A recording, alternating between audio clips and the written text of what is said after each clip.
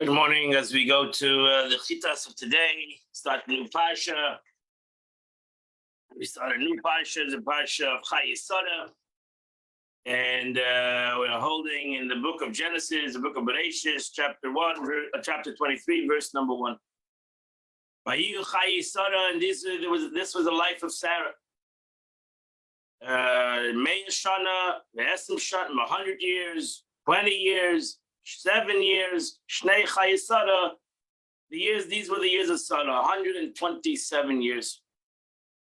So Rashi says the reason why it says years was written after every digit is to tell us that every section, 100 years, 7 years, 20 years, 7 years, it was expounded upon individually. When she was 100 years old, she was like 20 years old regarding sin.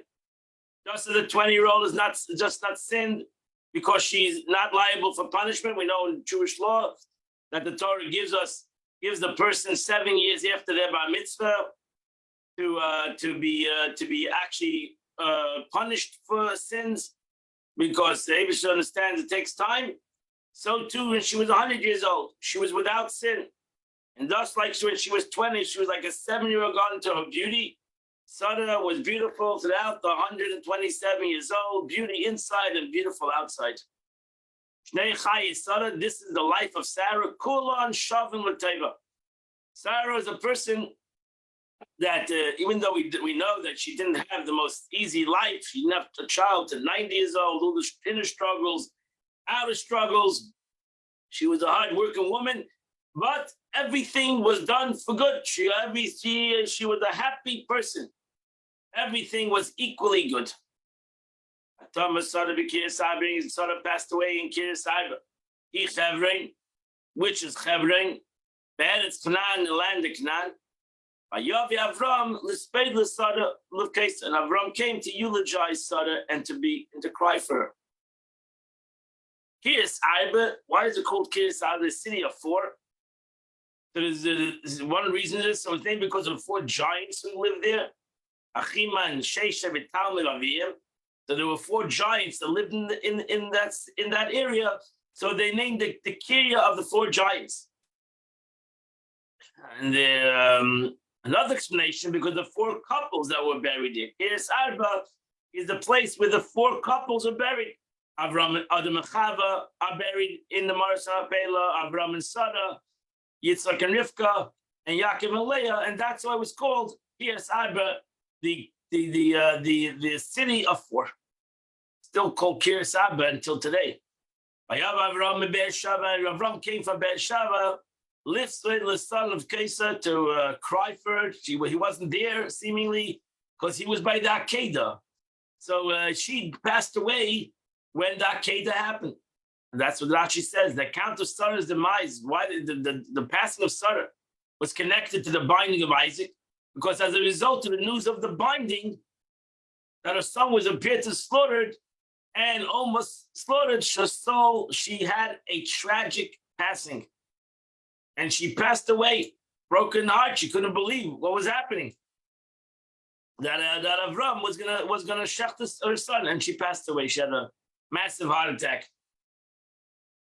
Yaakov Avram came back and he stood up before his wife.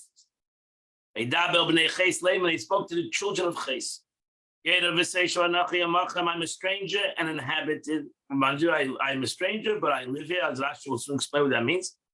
I want a property. I want a burial place for my wife.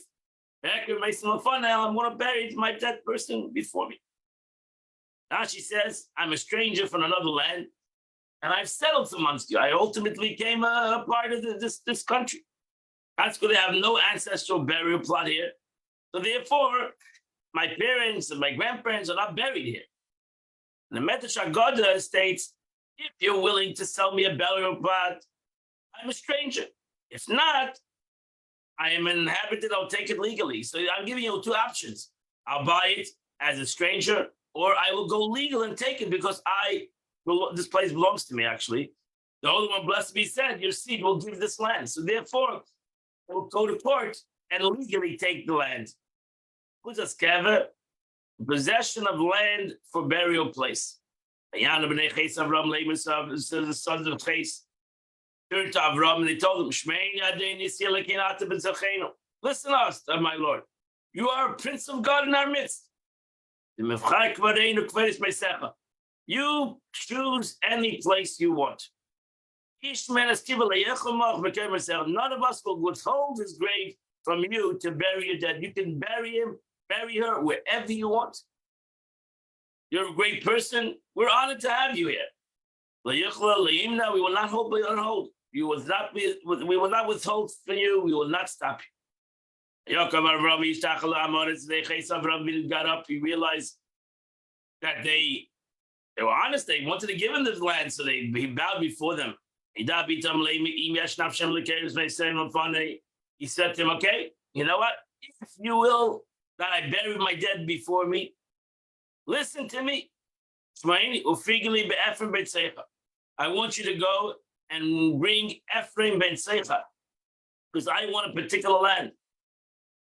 That is your will. She says, it's question of a please begging them. Ask Ephraim ben Seicha that he should give me the Ma'ara Samachpela. Which belongs to him, it's part of his property. I'll buy it off any price he asks, I will pay. Between you, I want to have a particular place. I want this Ma'ara. There was a cave, and I want this cave. Machpelah. Why is it called Machpelah? A structure with an upper story over it. Another interpretation, because it was doubled with couples. So it was a structure that had, as you can go today, the actual burial place of the patriarchs. The matriarchs is very deep in the ground, while they have this humongous building on top of it. But the Machpelah, the cave, is deep into the mountain over there. The Kesem Mali, I'm full value. I'm not looking for any kind of favors, and I'll pay what its value. So did David say to Arena, same thing. When he came to buy the Meriah, David told the Yavusi, I'll give you full cash. I'm not looking to take something from you against your will. I'm willing to pay you. Ephraim was sitting at that time in the midst of Neches. When Ephraim Achiti was told about this, he told Avram, he told it in front of everybody. To all those that came to the gates of the city, he said. Rashi says it's missing a vav. Ephraim over here is missing a vav. It says Yoshab. It should have said Yoshe he sat. But Yoshab, he's sitting. So in the past tense, meaning that he sat. On that very day, Ephraim became a leader in that area. He was appointed as an officer over them because of the importance of Avram. The reason everything is divine providence, he became the leader in the Akir time in that area, and suddenly he became a cracker. And self-understood it was all for this purpose, that he would have the power and he would give and sell the Ma'aras HaMapela to Avram Avinu. It would never be a question who the Ma'aras HaMapela belonged to, and ultimately why Avram Avinu bought the Ma'aras HaMapela. Because he bought it for Yitzchak, for himself and his wife. He bought it for Yitzchak and his wife, and he bought it for Yaakov and his wife. So even though till today the Ma'aras HaMapela is fought over and it's split, so to say, you go there today, we know exactly who Avram Avinu bought it for. There's no secrets, and that's why Avram Avinu made a public event of this sale, and to make sure that everybody was on the same page. The Chobar Shari Ilai, for they all left their work. They closed down the day. Everybody came to the court. Everybody came to the center of the city to this funeral of Sarah. She was she was a princess, and she prince and princess of the area. And they all came there, and they were all witness to this whole story. So Ephraim said to Avram, "No, you got it. It's yours. I don't want any money. Take the land. It's yours. I'm going to do this in front of everybody. So everybody sees I am giving you the land for free. No coercion. I'm giving the land. We want you to bury your wife over here. The doctor says, you shall not buy it with money. It's free. As if I was giving to you as a gift. Avram bowed out. Wow. Ephron also wants to give me the land for free. But Avram Avinu was not happy. And he spoke to Ephron in the front of the entire city. Okay, I heard you. Listen to me. I want to pay for it. I don't want anything for free. I want to pay. You need to tell me amount what I should pay for. The Rashi says, you tell me, listen to me that you want to give it for free. I don't wish that. But if you would listen to me, and you would follow what I say and take the money. Nasati means it's a give. It has been given. The money's here. I don't have to go and collect the money. I don't have to go and borrow money. I have the money. It's like I gave you the money already. So therefore, the money's here. You don't have nothing to worry about. I'll give you whatever you ask, and let's finalize. My wife is laying over here. We need to bury her. So here's the money, and let's go. So she said, so Ephron said, okay, you know what? Listen to my master. The land is 400 shekel kesef, 400 gold silver coins. What is it between me and you? I'm giving you a good price. Bury your person. Now she says, between two friends, such as we are, what's money? None. Rather leave the sale and bury your dead. That's it. Let's do it. Okay. You want it? That's Ephron. Ephron went for no money to, as Rashi will say next to Rashi, Ephron went to no money to a lot of money. Yishma Ephron Avram and Avram and Ephron. And Avram listened to Ephron. But Yishtal Avram Ephron Sakesev. Avram Avinu gave Ephron the money. Asher Diva Ba'azne Becheis, which he made this amount in front of everybody. He gave him 400 shekel of silver accepted by merchants. Rashi says, by Yishma Avram Ephraim, we're missing a vav in the word Ephraim because he promised much, but didn't give even a little. He promised to give us a gift. He took a deal, he took a lot of money. So here a guy, had a big speech, I'll give it for free. Maybe that's why Avram understood that nothing's for free. And especially by this guy, it's not going to be for free. And therefore, it's going to come to hurt him later. Because ultimately, he asked him for a large amount of money. He took from him a large shekel. And the centurion worth 100 small shekels. So you have to, Rashi says that in those days, there were two kinds of shekels. There was a lower level shekel, which was only used in the city. And over here, there was a shekel that was an international shekel. That you could take this shekel, this note, and it can be used anywhere. So it was, the Gemara says it was worth 100 small shekels. So one shekel was like 100 regular shekels in the city. So now 400, he gave him 400 silver shekels. So he paid him big money. As a state accepted by merchants, they are accepted as full shekel everywhere else. International money worth 400 times the amount, 100 times the amount of every shekel. So this was a big payment. This 400 shekel was extremely a large payment for this piece of land. Place of a large shekel, centurions, different 100 unit weights. So this was extremely a big payment. Avram Avinu paid 400 shekel, silver shekels. That was extremely a large amount of money. And Ephraim gladly took it. So he spoke a big talk, but ultimately made a big gain. And that's the Chumash of. We now go to the Tanya of the day. We are in the middle of the 29th letter of the Alter Rebbe. Started the 29th letter yesterday in Shabbos.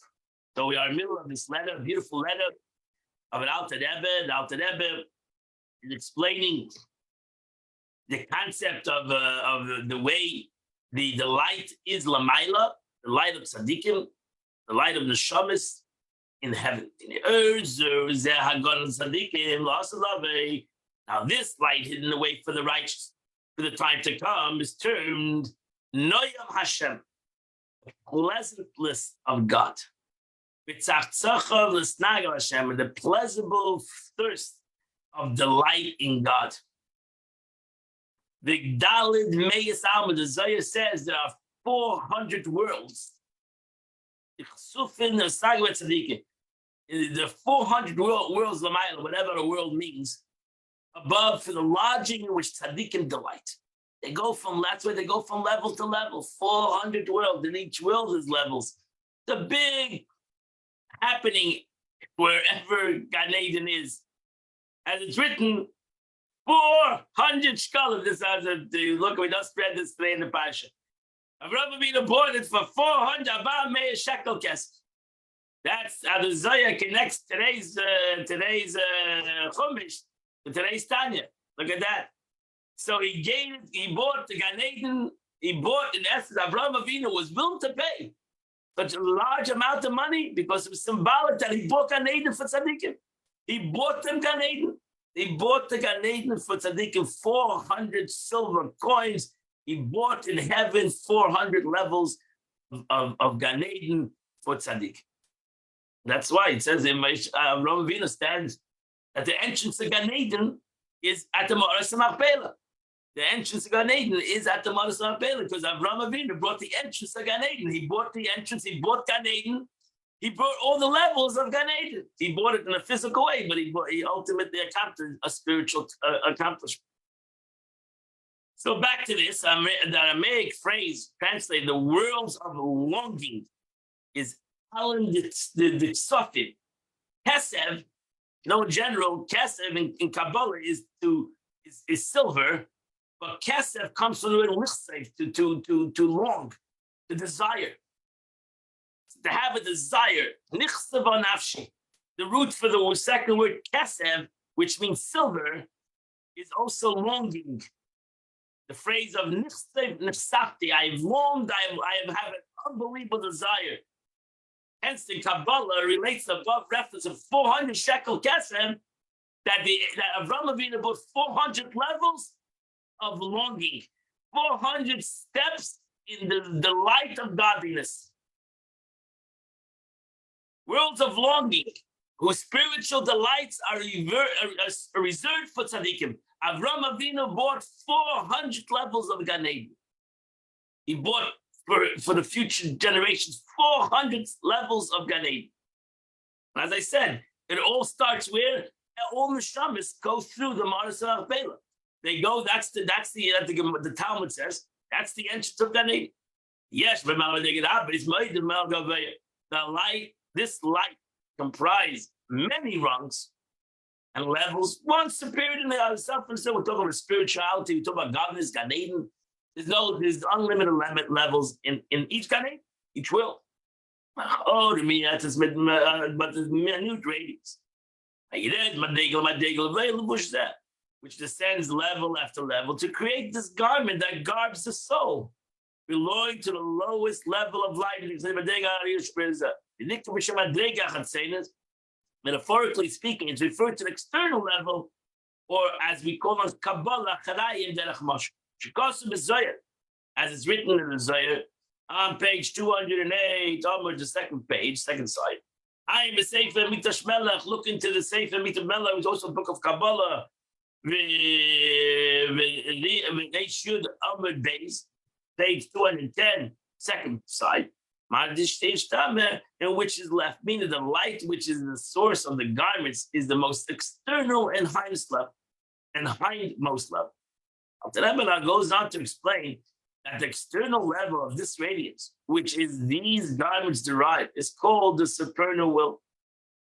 Will, as soon will be explained, is an external aspect, meaning a consequential of pleasure or delight. Ratzin, desire, will. After that, we give an analogy. Take the soul of man. Yes, but soul of man has a faculty of pleasure. Pleasure. The soul takes pleasure of what he finds, what the soul finds pleasurable. What does the soul find pleasurable? The soul, truly what the soul finds pleasurable is on a new intellectual concept, a new Torah knowledge. That's where the soul received its pleasure, something like that. The external, the hindmost aspect of the soul's power and the state of delight is at the faculty of will. Willing that which willing that which is wills, but without which it wills. Meaning something that is not painful, for pain is the opposite of delight. So the shama, what is the shama? The essence of the shama? The person doesn't have that. He just has the rotse. So he has an outer expression of what is will. What is it? What does a person know what will is even? Person knows what will is because he knows what pain is. So he knows everything the opposite of pain is will. So a person desires something because it gives him pleasure. Thus pleasure is the inner or the motivating aspect for desire, which is concerned external to it. So he has pleasure. Pleasure, tainug, is an inner aspect. And desire is the outer aspect of his pleasure. God can be, metaphorically speaking, the same as the infinite light of a God. The supernal will of God is called in Kabbalah the external hindmost aspect, meaning the resultant of chitzonis and achayim, of the above mentioned spiritual delight. So the will, why does the Eibishter have a will? To waken up a will because he has a delight in it. That's what it says. Nachas the Eibishter has a delight. God, so to say, whatever that you cannot say God's delight, but this is all a metaphorical. The Eibishter has a delight, and that's why he creates a will. The pleasantness of God and the pleasurable thirst of the world of longings. So when we say delight above, all these are expressions of delight above, noyham, the pleasantness, the longings, worlds of longing. These are all the concept of the delight of God, the delight of God and the delight of the soul. Thus, when we state the garments for the soul derives from the chayim of a chitzonis, of supernal delight, this means that it derives from the supernal will. It's not deriving from the time, from the delight, it's actually deriving it from God's will. Even though how can you separate between God's delight and God's will? Those supernal delight and supernal will are fused in absolute unity. And maybe a human being, you can separate between delight and will. The delight is the inner aspect, and will is the outer concept. But by God, you cannot separate seemingly. It's impossible. And it's not like you cannot compare God's will to man's will. That is a concept of man's will. Why does he have a will? Because he has a delight. So by God, you cannot say that. There's no similarity whatsoever between them, between delight and will of God. Man's will is wholly one with the person himself. It is one of his soul's faculties that he possesses. A conscious God and his will are one. How then can we differentiate between pleasure and will? Saying that God's pleasure is internal and God's will is external. How do I say that? How do I establish that? How does Isaiah say that? We came, but as we go back again, after the Rebbe said this many times, you're right. You cannot separate between God's will and God's desire. Like you can separate it by a human being, that his will is the external of his desire. Nevertheless, the Gemara says, Torah speaks in human language. Why does Torah speak in human language? Not because we're trying to make God into any human kind of form. Chas v'shalom. You're not allowed to put God in any aspect of a human being. You cannot explain God's will and desire like you explain a human being's will and desire. So why does the Torah do that? The reason is to give the ear to understand something. That's all. The Eibishter wants to express in the way that man talks because he wants the person to listen. Shema Yisrael. To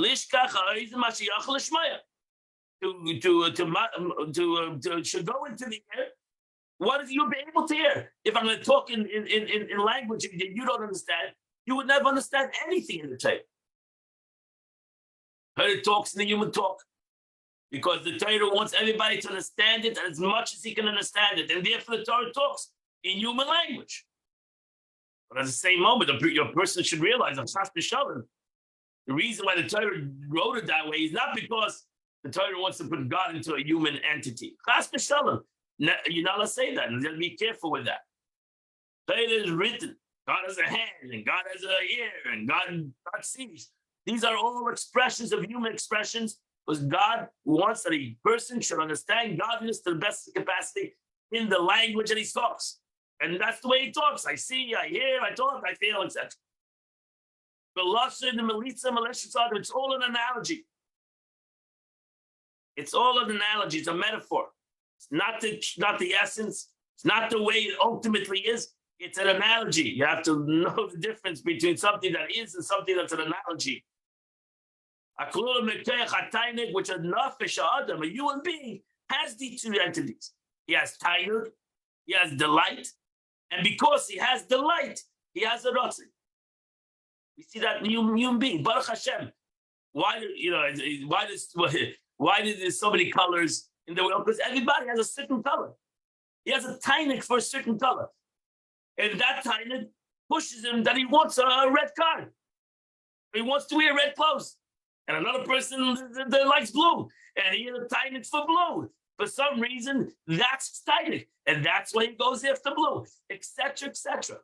Baruch Hashem, that's what you need to have thousands of colors of cars because we need to make happy everybody, and because that's his tainug, and because he has a tainug, that's why he has an option for a certain thing. Some people have a tainug for music. Some people have a tainug for wisdom. Some people have a tainug for food, etc., etc., etc. So thus is man pleasure above the sky is internal and his will is external. So that's the analogy. I'm sorry, from my body I can see God, meaning that just like I understand that there's a concept of tainug, delight within me, and that expresses itself in my will, so too, an analogy, not that it's totally the same. But in analogy to godliness, there is God's will and there is God's tainug. It's two different levels. As we see in reality, when a person can see some wonderful new light, a person that loves knowledge, when a person receives it, when he hears a new knowledge,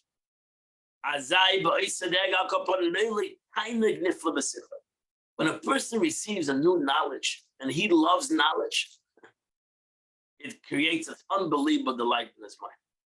The Alter Rebbe was talking to himself who loved knowledge, Tzaddikim and Talmidei Chachamim who love knowledge, and they kept them. We should all love knowledge like that. And when we learn something and when we figure out something in our minds, it brings us a great tainug. It brings us a great delight. L'snanig al Hashem, to have a tainug to God. That's how you see that tainug is higher than even wisdom. The wisdom brings you to the tainug. When you stop, when you have the aha moment, and you suddenly realize something that you haven't realized until now, because this wisdom just brought it to your attention. You have a delight. It brings you automatically delight.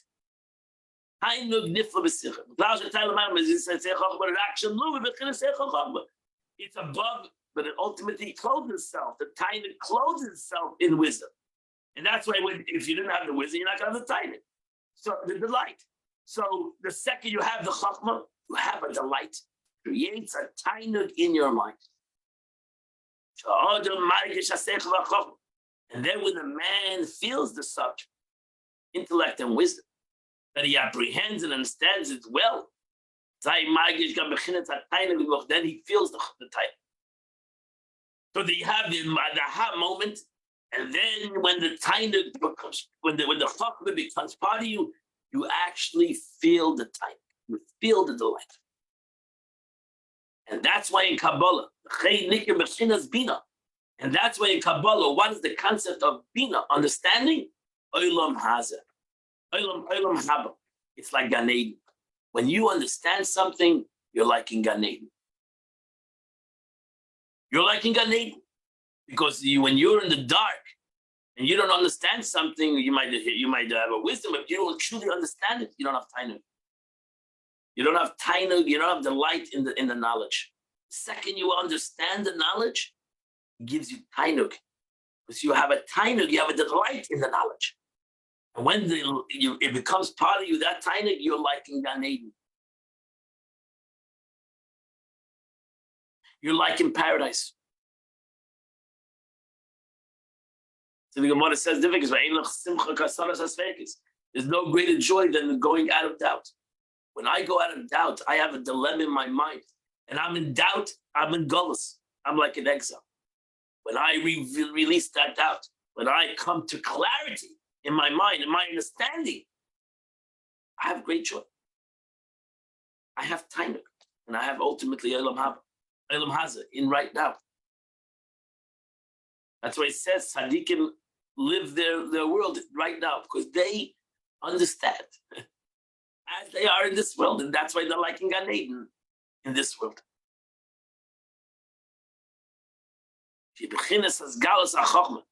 Because when a person understands something in his mind, that's a revelation of wisdom, together with the light vested in it.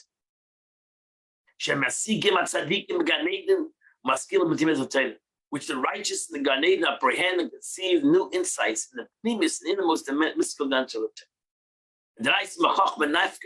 And the Torah derives from wisdom. And the Torah and God is one. So can you imagine when they understand the Torah, when tzaddik understands the Torah, he has true delight because he has delight in God, because the revelation of God is in the Torah, and he revealed it in his mind, and now he has true delight. And that's Gan Eden, true delight. And in this level of true delight is 400 levels, 400 worlds. With this creates a greater longing and a greater desire. And within each world there's hundreds of levels, etc.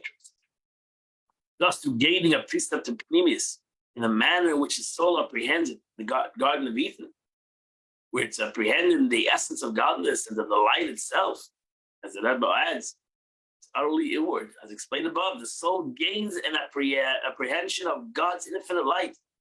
And in order for it to be able to absorb this degree of illumination, it must be equipped with protective, receptive garments of mitzvahs, as previously explained. So that's the mitzvah that Alter Rebbe explained before, that the mitzvahs, the garments that gives the capabilities for the soul to receive its delight in heaven. Because the godliness will be so revealed that the soul would not be able to handle it. If not, that the soul has garments, which is the mitzvahs that we do in this world, which is compared to garments that gives the capability for the neshama to have its delight, its tainuk, revelation of spirituality in the upper worlds. Is every mitzvah that I do here gives me the capability to absorb that light and to have true tainuk, true delight in Gan Eden. That completes the Tanya of the day. Today is the 19th day of the month. The Tillim of the day is chapter 90, chapter 96. And you would accomplish the Tillim, the Chitas of the day. And I wish you all a wonderful and beautiful day. See you in Mitchamot tomorrow. We'll continue at 8 o'clock, the Pitas of the day. And I hope maybe I'll see you all today at 10 a.m. We'll continue to learn Tanya, 10 a.m., either at Chabad or on the Zoom number or on the Torah Direct. I wish you all a wonderful and beautiful day, and see you, Mitzvah.